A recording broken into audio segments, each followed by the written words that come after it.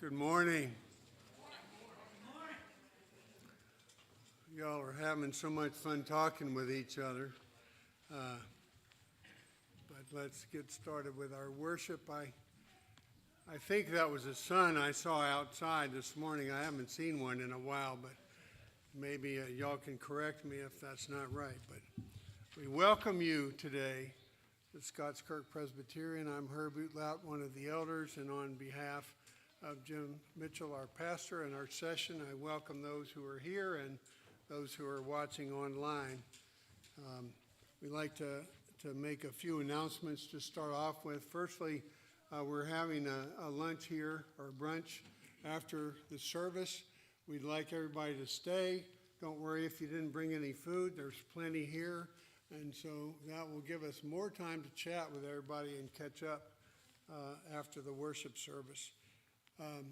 Also wanted to remind you that we're planning a Reformation Day activity on Sunday the 30th. There will be more information coming, so keep your eyes open for that. And our pastor has an announcement to make. Good morning. I am looking forward to this Wednesday doing the lesson myself in Bereans. So starting at 7 o'clock, going to 8 o'clock each Wednesday night for the next 4 weeks, we're going to do a crash course in evangelism, sharing your faith. And I don't know what that conjures up in your mind, but maybe there's fear, some lack of certainty about how to do that. But wherever you are in terms of how you speak about the gospel to family members, co-workers, friends, neighbors, I think this will be helpful to think about the overall theology of what it means to share the faith, the gospel, what is the gospel, what scriptures are key to memorize and to know, and how to answer objections, questions, and also simply how to listen and in our relationships that God has providentially given us to be ready to give an answer for the hope that is within us. Better than where we are today. This is not something anybody can say, I've mastered, I can do it just as well as our Lord Jesus Christ. But come and think about doing that for the next 4 weeks. You may have remembered from last week, there was an announcement about Bereans, the Wednesday night Bible study, being co-ed. So this is for men and women, as the entire Bible study will be from this point on. And we've got lots of great material that we're studying in there regularly. But this is something that the Evangelism and Outreach team had specifically wanted us to teach on. And I think it's a very good idea that we have this focused time. And, of course, it's going to be in question and answer format. And I'll try to involve your questions, your thoughts on this. And we'll interact with some of the other systems of evangelism, too, such as Evangelism Explosion, EE, if you're familiar with some of those things as well. So come with questions. Come on Wednesday night for the next 4 weeks, and we'll look at this together. Just wanted to make that invitation to you all today. I'm looking forward to being there then. Thank you.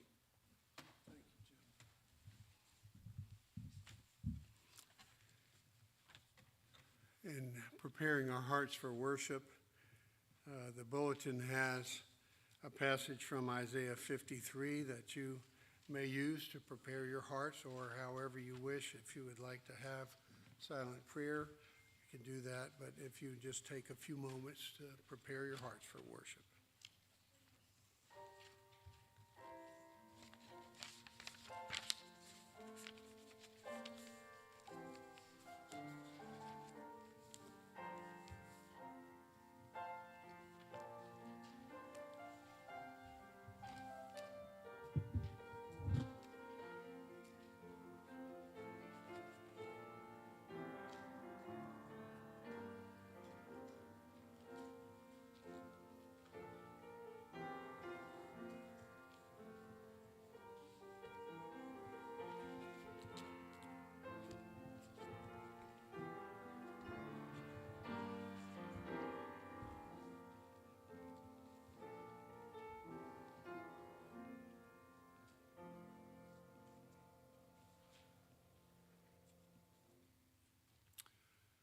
Our call to worship this morning is taken from Psalm 27 and verses 1 through 4.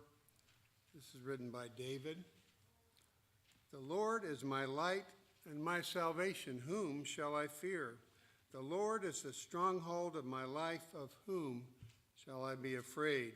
When evildoers assail me to eat up my flesh, my adversaries and foes, it is they who stumble and fall.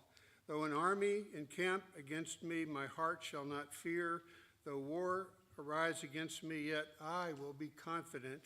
One thing I have asked of the Lord, and that will I seek after, that I may dwell in the house of the Lord all the days of my life, to gaze upon the beauty of the Lord and to inquire in his temple. Let us worship our God and the beauty of his holiness. And with hymn number 167, When Morning Gilds the Skies, if you would stand and let's sing it together.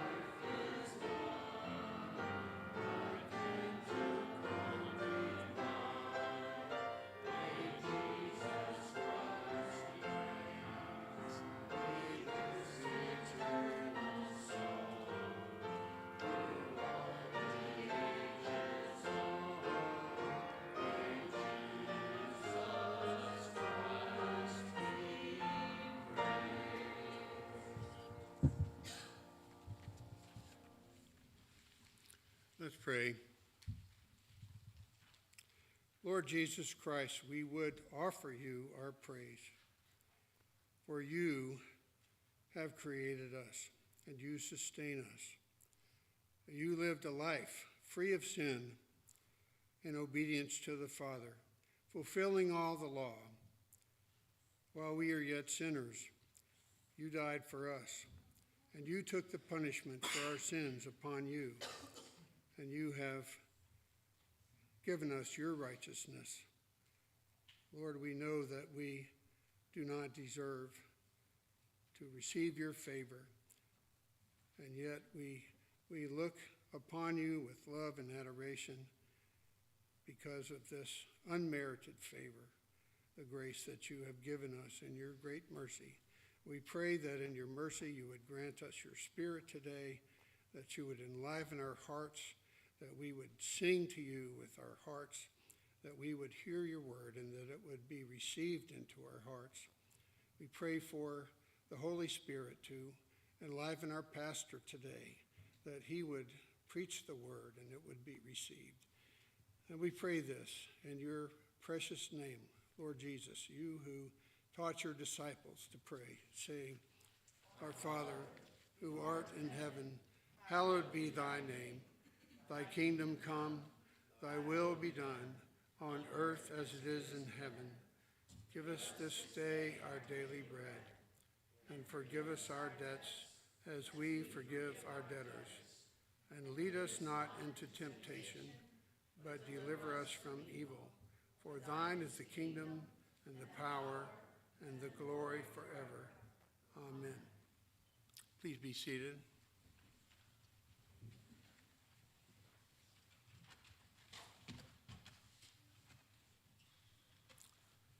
When we come to worship a holy God, we must acknowledge that we are sinners.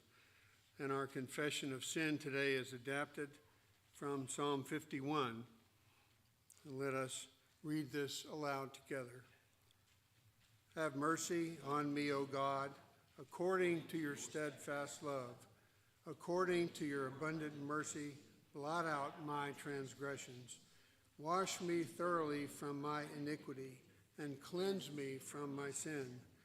For I know my transgressions, and my sin is ever before me. Purge me with hyssop, and I shall be clean. Wash me, and I shall be whiter than snow. Let me hear joy and gladness. Let the bones that you have broken rejoice. Hide your face from my sins, and blot out all my iniquities. Create in me a clean heart, O God, and renew a right spirit within me. Cast me not away from your presence, and take not your Holy Spirit from me. Restore to me the joy of your salvation, and uphold me with a willing spirit. If you take a few moments to confess your sin silently to our Lord.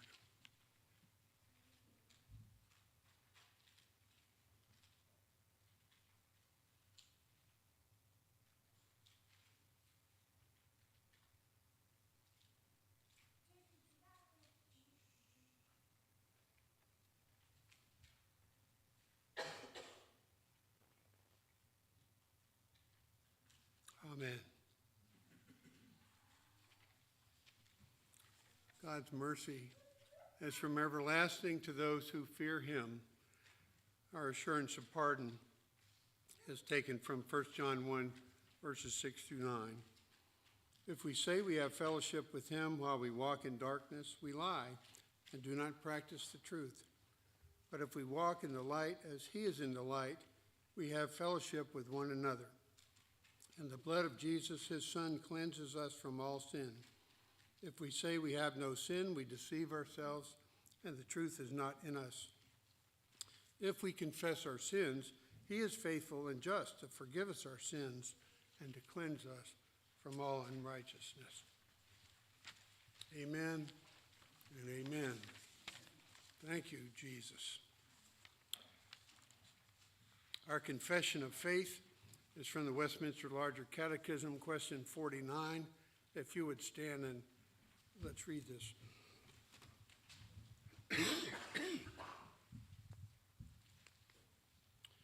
How did Christ humble himself in his death?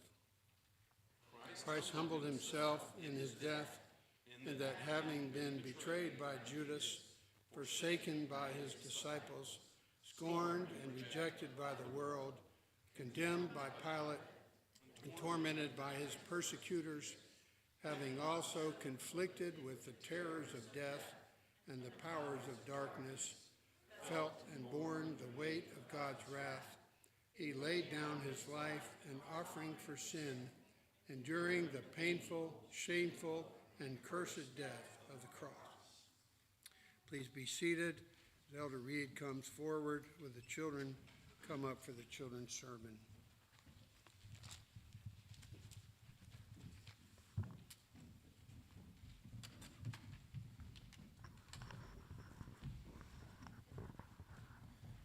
All right. So you remember last week we talked about how many people accused Jesus of doing things wrong that he never did, right? This week, I want you to listen closely to what's being read in the Bible.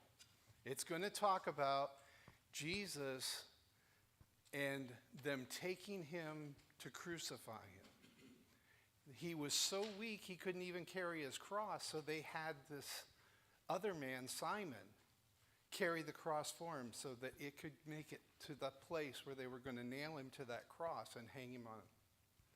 And all the way there, people were they were giving him a hard time. They were saying, you die. And you know, you like it when people make fun of you? No. Not at all, right? But I want you to listen to how Jesus responded. He said, Father, forgive them. They don't know what they're doing. And this is right before they hung him up. And the soldiers were giving him a hard time. He was hung between two thieves. One of them was giving him a hard time too, saying, hey, if you're the Christ, bring yourself down off the cross. Hey, bring us with you. The other one said, hey, don't you know? This is the Christ. He didn't do anything wrong. We deserve this, but he does not. And Jesus told him, today you'll be with me in paradise. This is the Savior that we have. He gave his life, but do you know what? In 3 days later, he was going to rise triumphantly. Death could not hold him. But he had to do that so that he could pay the price for our sins. Let's pray. Dear Heavenly Father,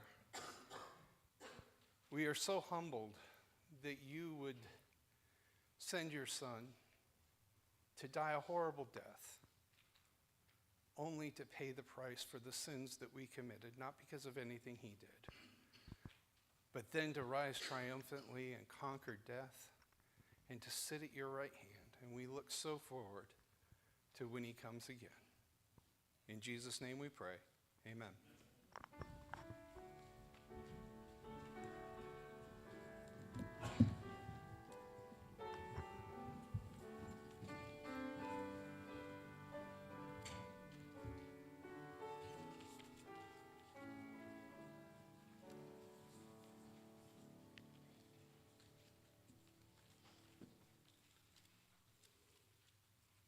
Our scripture reading today is from 1 Peter chapter 1, verse 17 through chapter 2, verse 10. If you would like to follow along in your copy of God's Word, or there is a copy of the Bible in the seat back. And if you call on him as Father, who judges impartially according to each one's deeds, conduct yourselves with fear throughout the time of your exile, knowing that you were ransomed from the futile ways inherited from your forefathers, not with perishable things such as silver or gold, but with the precious blood of Christ, like that of a lamb without blemish or spot.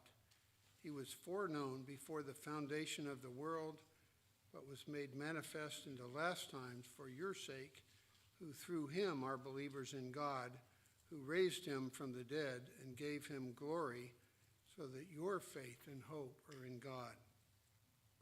Having purified your souls by your obedience to the truth for a sincere brotherly love, love one another earnestly from a pure heart, since you have been born again, not of a perishable seed, but of imperishable, through the living and abiding word of God.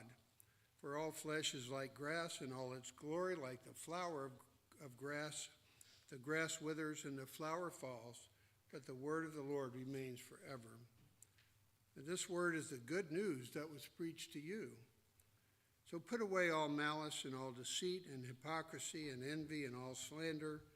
Like newborn infants, long for the pure spiritual milk, that by it you may grow up to salvation, if indeed you have tasted that the Lord is good. As you come to him, a living stone rejected by men, but in the sight of God chosen and precious, you yourselves, like living stones, are being built up as a spiritual house to be a holy priesthood, to offer spiritual sacrifices acceptable to God through Jesus Christ. For it stands in Scripture, "Behold, I am laying in Zion a stone, a cornerstone, chosen and precious, and whoever believes in him will not be put to shame." So the honor is for you who believe, but for those who do not believe, the stone that the builders rejected has become the cornerstone, and a stone of stumbling and a rock of offense. They stumble because they disobey the word, as they were destined to do. But you are a chosen race, a royal priesthood, a holy nation, a people for his own possession, that you may proclaim the excellencies of him who called you out of darkness and into his marvelous light. Once you were not a people, but now you are God's people. Once you had not received mercy, but now you have received mercy. And as the Scripture says, the grass withers and the flower falls, but the word of the Lord remains forever.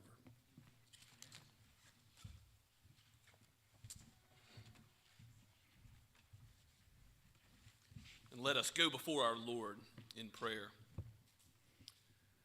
Gracious Father, Son, and Holy Spirit, how good you are that you have given us your word. It is better than silver or gold. It is sweeter to us than the honeycomb, because you reveal your merciful ways, your path of salvation in Christ, who is the way, the truth, and the life.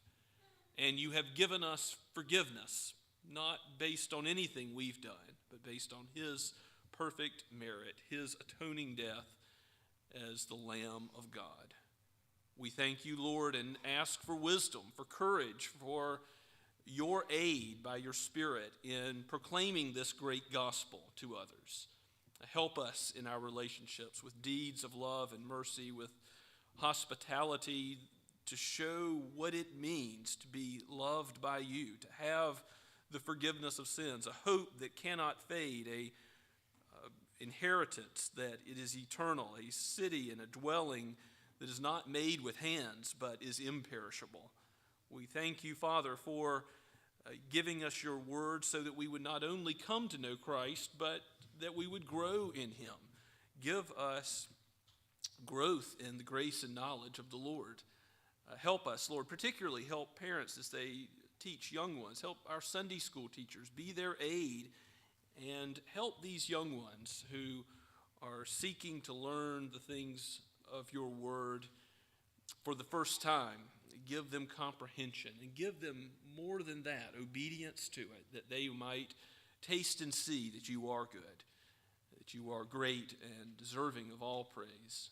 And help us today that no one here would leave as we have entered, but we would all be sanctified by the truth. If any have not yet come to know the Lord Jesus, you would work in their hearts and stir up that initial faith and belief, that there might be a joy that would come upon them that they have never known before.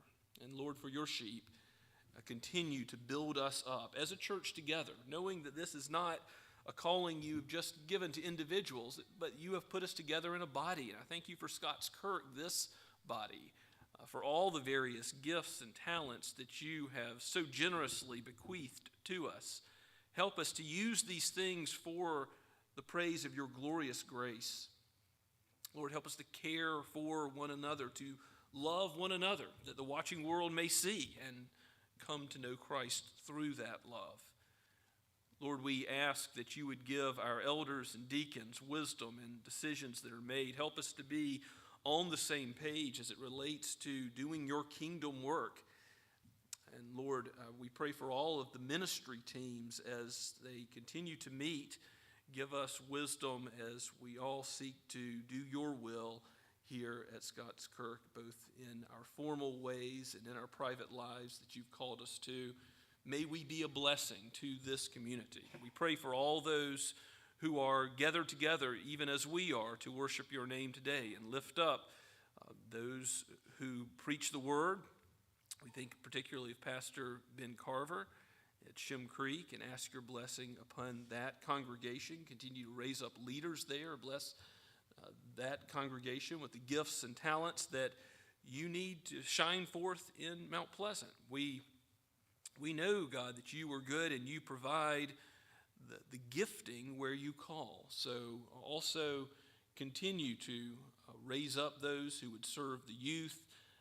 Thank you for the leaders that we have now. We pray for Tony and Ron and Joel, and ask that you would open up opportunities to continue to work in service trips, mission trips to Appalachia, or once again to Cherokee. Lord, make it clear where we ought to go for short-term missions, and then open the doors, Lord, that we would go even further to have a taste of world missions, and that if it would be your will, raise up from among our number someone who would go into the full-time work as a missionary abroad, perhaps one or two. Lord, we pray for our intern Dallas, and thank you that you have brought him back to us safely. Continue to heal his body, we pray. Be with all those who have physical affliction of any kind. Help us to remember our total dependence on you. Lord, be with the Chanel family and continue to be their aid, their rock and their fortress. Help Chip Watson as he struggles with shingles, Lord. Father, we lift these concerns up, knowing that you are good and you care for us. In all things, we can cast these burdens before you, knowing that you not only have provided what we need in our daily bread, but you have given us the bread of life in Christ. You've given us something that goes far beyond what our eyes can see or hands can touch. You have given us the gift of eternal life. May your name be praised forever, for from you and through you and to you are all things. To you and you alone be the glory forever. Lift up our tongues in praise now, we pray in Jesus' name. Amen. And let us sing to the Lord together, praising his name for the gospel from Blue Book number 8, How Deep the Father's Love. Let's stand as we sing.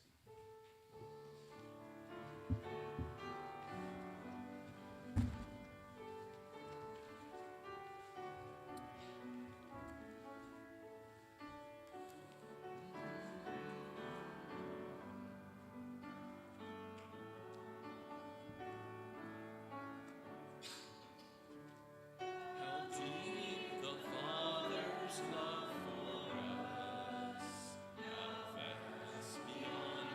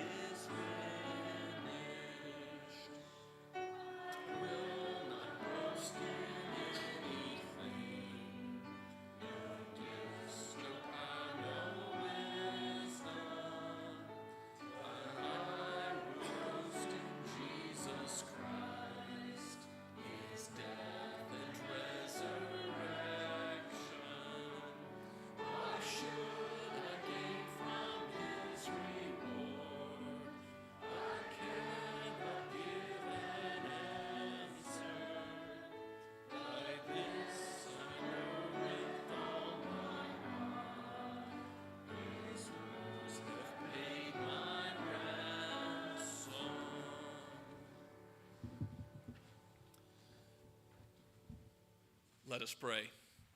O gracious Heavenly Father, thank you for the substitutionary work of your Son, who was wounded for our transgressions, who was pierced for our iniquities. Lord, you have laid our guilt upon him, and so cleansed us and set us free. As sons of the Most High, make us to do your will, that we might be free indeed from slavery to sin, but instead be bondservants to Christ. May all that we do be out of thanksgiving for who you are and what you have done in him. We ask that you would bless what we give in tithes and offerings for the extension of your kingdom on earth, anticipating that great day when Christ shall come again in power and glory and will take us to be with him forever. All this we pray in his name. Amen.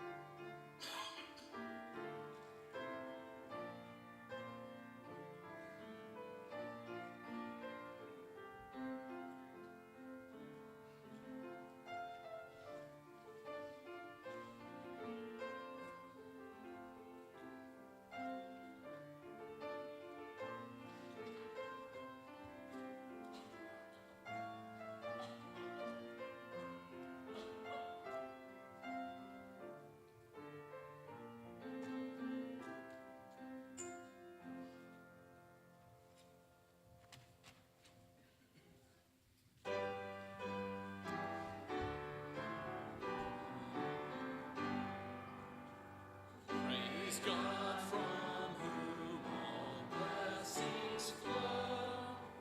Praise him, all creatures here below.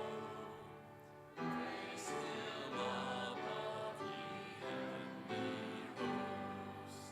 Praise Father, Son, and Holy Ghost.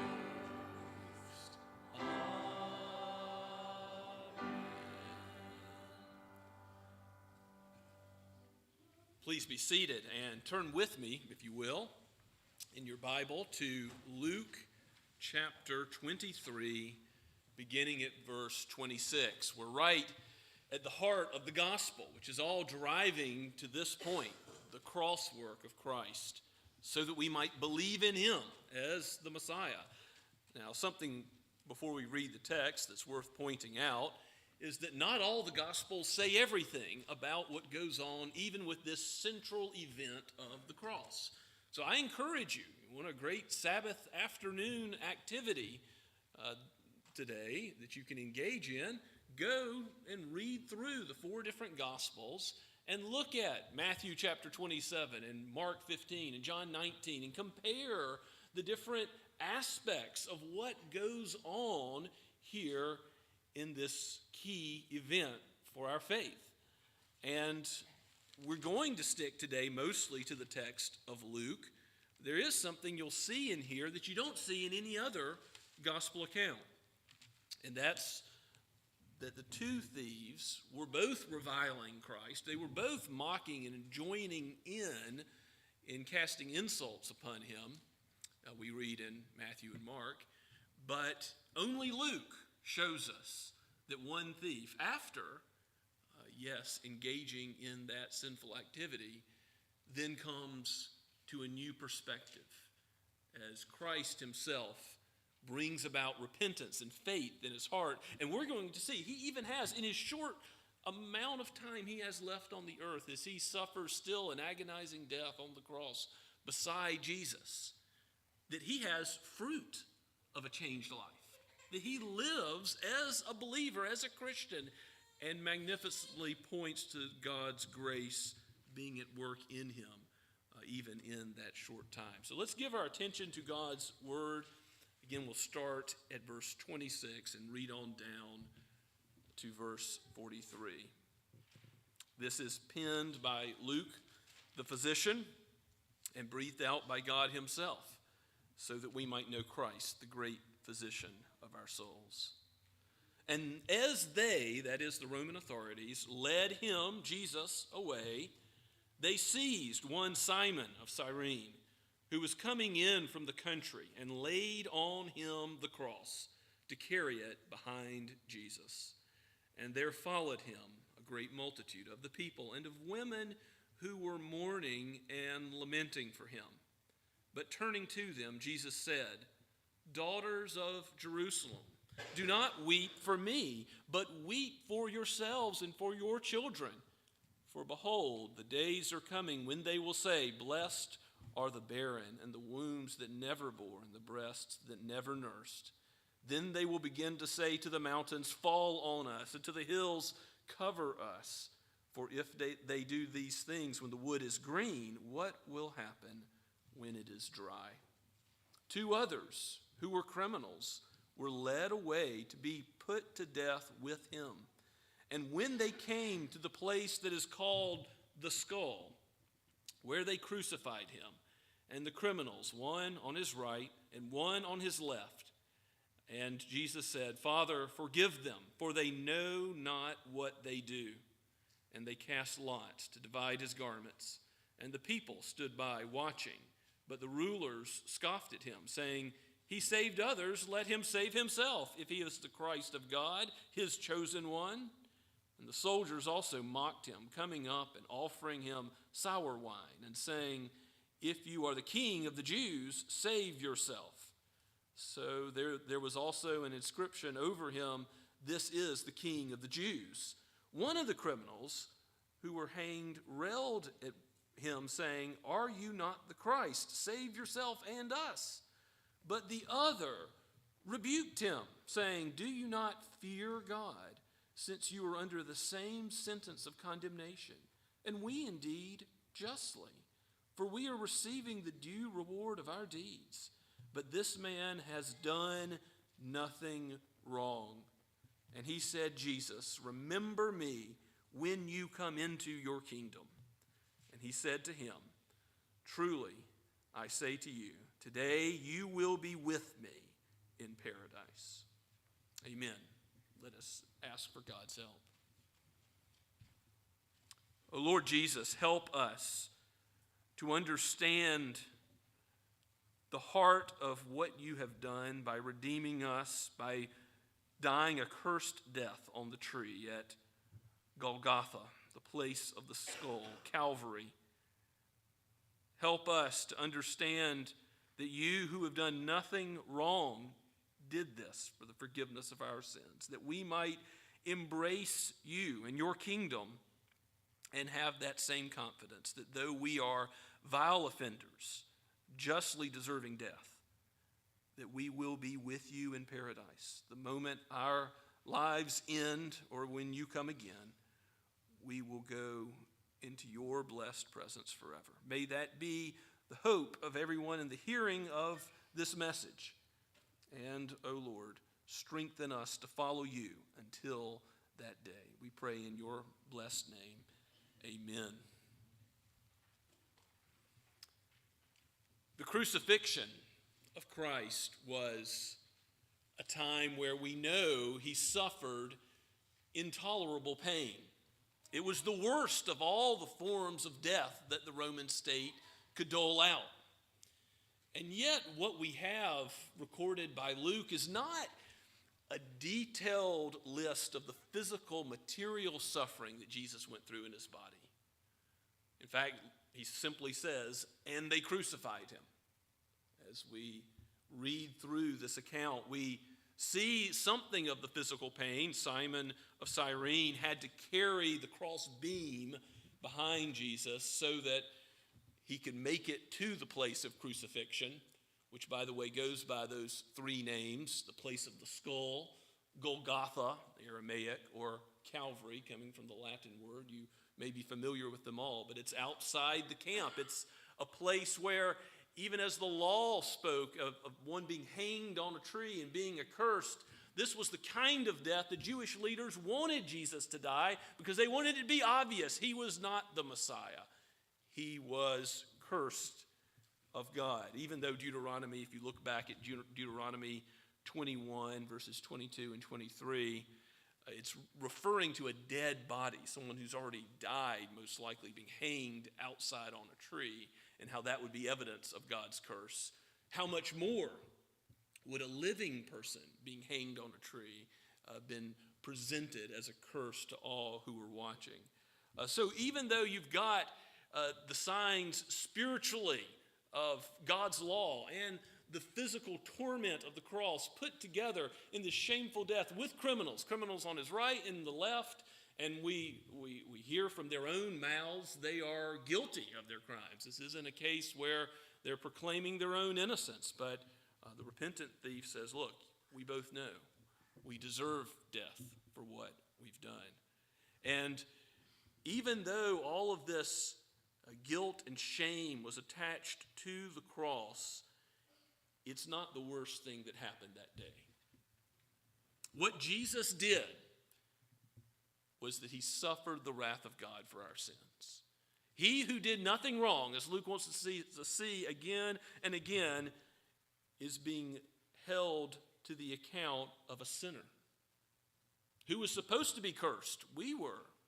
For the wages of sin is death. But the gift of God is eternal life in Christ Jesus. That's why the Gospels were written. That's why back in chapter 1, Luke is laying out an orderly account to Theophilus and then to all of us today so that we would know that Jesus is the Christ and believe in him. John explicitly states that purpose behind his gospel. All of the gospel writers are culminating in the cross so that we would understand who Jesus is and specifically what he has done in space-time history. This is not something out of a novel or a myth or an allegory, but what Jesus did as the Roman authorities delivered him over, as Pontius Pilate washed his hands and said, let your will of crucifixion of the crowds and the religious leaders take place. As wrong as it was, here we see our Lord being treated as a sinner for all those who would believe in him. And this thief who repents is perhaps one of the greatest trophies of God's grace because he is clearly not baptized. He never takes communion. What sets him apart? Why does he enter into God's kingdom? Well, we'll get there, but it's because he knows the King of the kingdom. He trusts in the King of the kingdom. He believes in the King of the kingdom. Now, there are some following Jesus. At a distance, we read in verse 27, a crowd of people and of women. Interesting how the Bible regards with respect, dignity, those made in the image of God who are women. That's not the standard in the culture of the day. But Jesus actually addresses them, the daughters of Jerusalem, as he's going to the cross, as he's got every inclination to think about his own suffering that he's about to endure. And again, not the physical primarily, but the material. He's going to suffer the sins of the world, of we who were his enemies. He's going to die for us. And instead of thinking of his own pain, his own torment in body and soul, he turns to them and says, daughters of Jerusalem, do not weep for me. He's thinking about the good of others, and he again references what we've looked at several times now. Remember back to Luke chapter 21, the coming destruction of Jerusalem in 70 AD under Titus. And it is the case that there are going to be those who are there caught in that slaughter that wished they would have never been born. It was so terrible, as Josephus records. The wood is green now, but what happens when it's dry? What happens when that judgment, that prefiguring of the second judgment, for Christ will come again in judgment, but that prefiguring of his final judgment, when the wood is dry, it's kindled, and that fire starts. He's already given the solution. Go to the hills, flee from that coming judgment. And even when the disciples have been scattered, the 12 apostles have gone their own way, here Jesus is addressing that crowd of people, and particularly the women, caring for those disregarded by society in large part, caring for their well-being as he is going off to the cross himself. So he finds himself between two criminals, we're told in verse 32. Again, Matthew and Mark say that they were both reviling Jesus. They were both, at the beginning at least, given to the same hatred that we see take place from the others. The mockery continues in verse 33. It says, when they came to the place that is called the Skull, there they crucified him and the criminals, one on his right and one on his left. And as they're doing this, Jesus says, Father, forgive them, for they know not what they do. And to some degree, they did know that their evil actions were wrong and murderous and against God's anointed, that they had conspired together to see this crucifixion take place. But Jesus prays a prayer to the Father. And if Jesus prays, will his prayer be heard? He always prays for the Father's will. And this prayer is answered. We know it's answered in the book of Acts when many priests became obedient to the faith, when many of those that Peter addressed in Acts chapter 2 repent of their sin of having a part in crying out for Christ's crucifixion and pursuing what we see happen in this text today. But there's also somebody else involved in Christ's prayer, I believe, and that's the thief who repents, because he was joining in with the mocking and reviling of Christ. So the prayer begins to be answered even in this text before us. Yes, prophecies fulfilled at the end of verse 34. They cast lots to divide his garments. Isaiah said it would happen, Isaiah 53.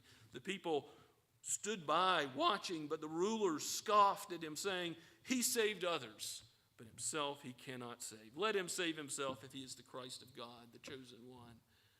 Of course, Christ could have called down 10,000 angels. He could have answered their tests to show himself as the Son of God, but he chose not to.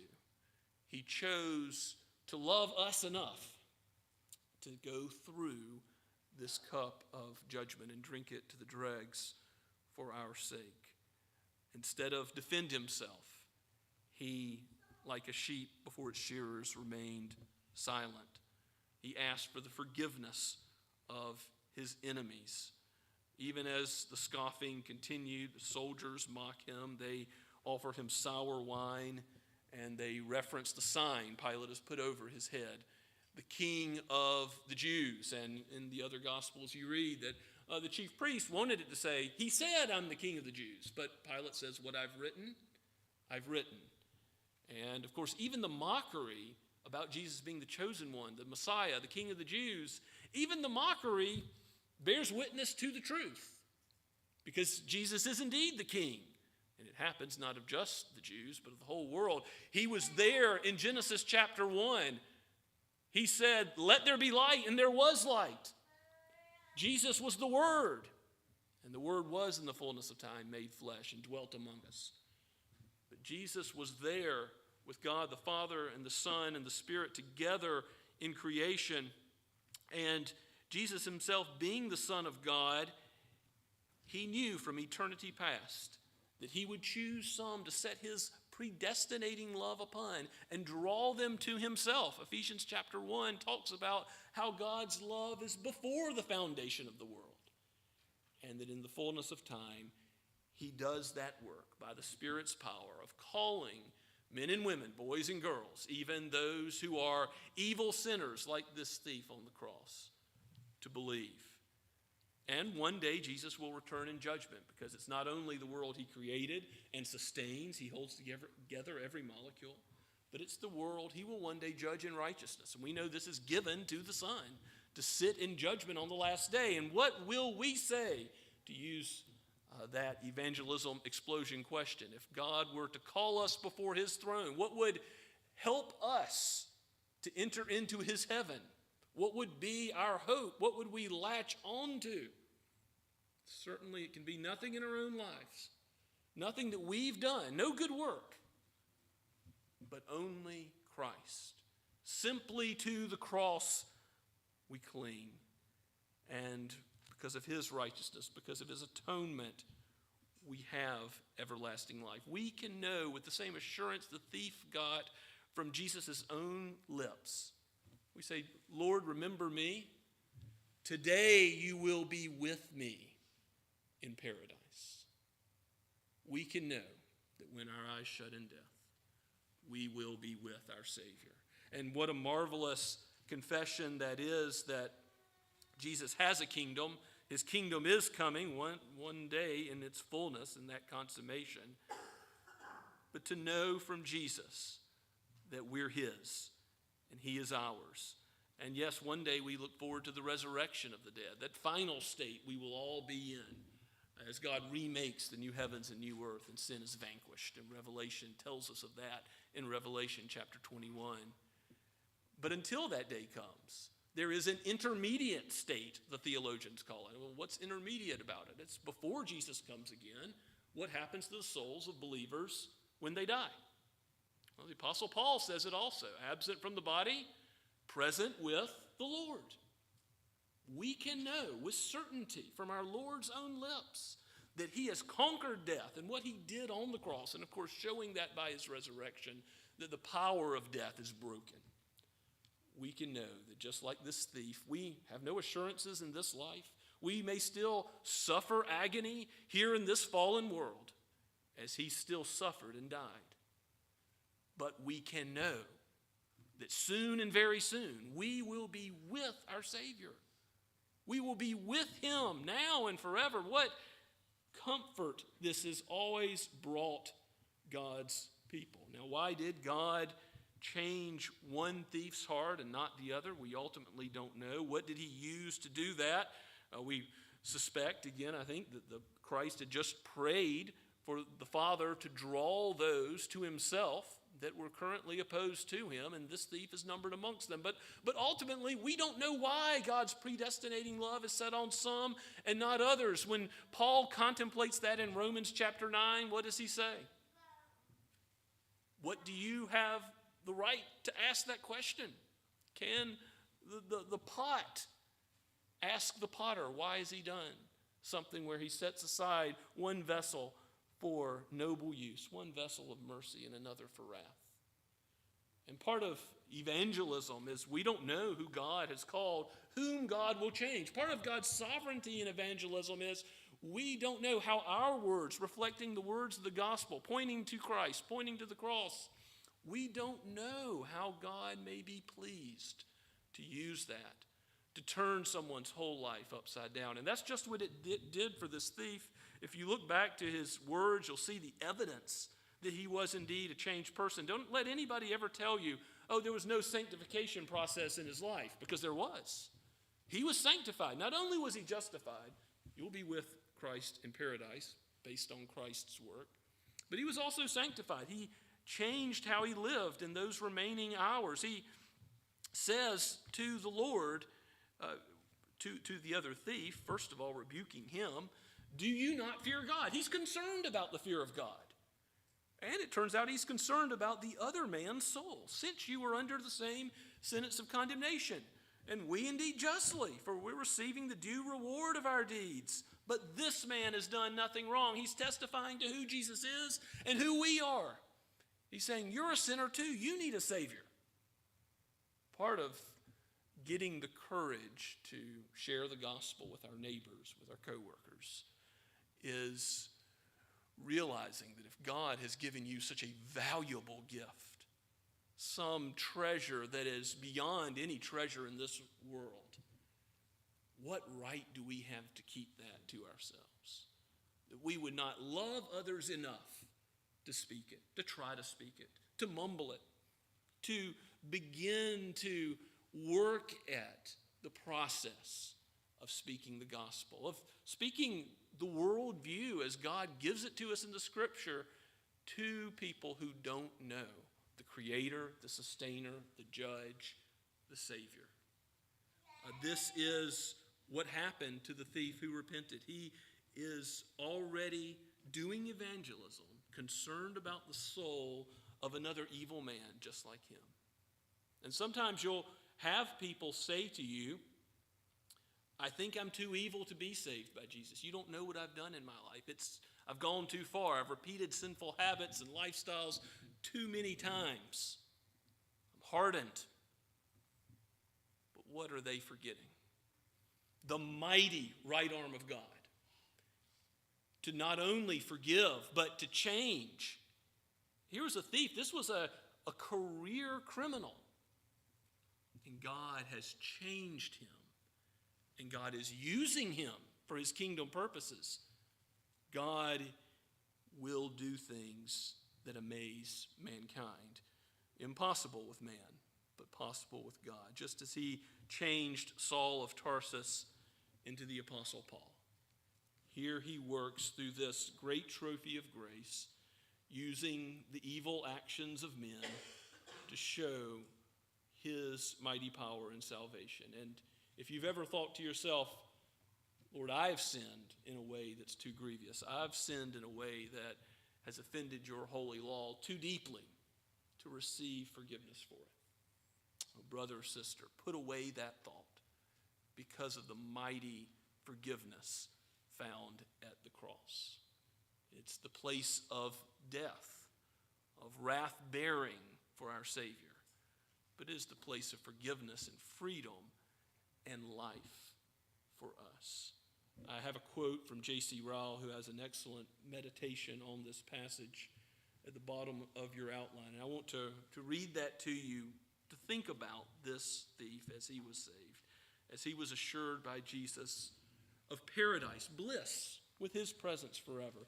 You think about loved ones who have been separated from you, a spouse, a son or daughter who's died. You think about believing Christians in the past that maybe you've never known. Some of you may not have had the opportunity to know some who have been Christ's servants in your family, who have already gone to be with him. As you think about going towards paradise, marching towards that better land, think about this thief.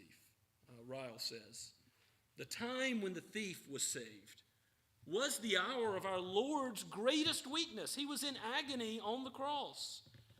Yet even then, he heard and granted a sinner's petition and opened to him the gate of life. Surely this was power. This man whom our Lord saved was a wicked sinner at the point of death with nothing good in his past to recommend him and nothing notable in his present position but a humble prayer, remember me. Yet even he was plucked like a brand from the burning. Surely this was mercy. Do we want proof that salvation is of grace and not of works? We have it in the case before us. The dying thief was nailed hand and foot to the cross. He could literally do nothing for his own soul, yet even he, through Christ's infinite grace, was saved. No one ever received such a strong assurance of his own forgiveness as this man. If Christ assures those who place their trust in him like this, do you think you will see those who have believed in him before you again?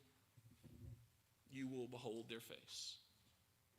But there's an even greater joy than those whom we love, who are redeemed, and even the angels in heaven. We will be with him. We will be with Christ forever. Let's praise his name. Heavenly Father, help us as we look through a glass darkly and do not behold all the depth of Calvary, all the blessedness of our righteous Savior. Lord, as we look upon him, help us to see with the eyes of faith who he is and what he has done, so that we would live lives of thanksgiving, of action, of repentance and faith that must extend to our neighbor. Help us, Lord, to forgive our enemies, to look to you with faith in how we live as we approach that coming day, which will surely come when we will be with you and all things will be made new. We praise your name for telling us it would be so and for assuring us by your own word that the vilest offender is forgiven in him. For we pray this in Jesus' holy name. Amen. And let us respond now to God's word as we stand and sing once again, Jesus, What a Friend for Sinners, hymn number 498.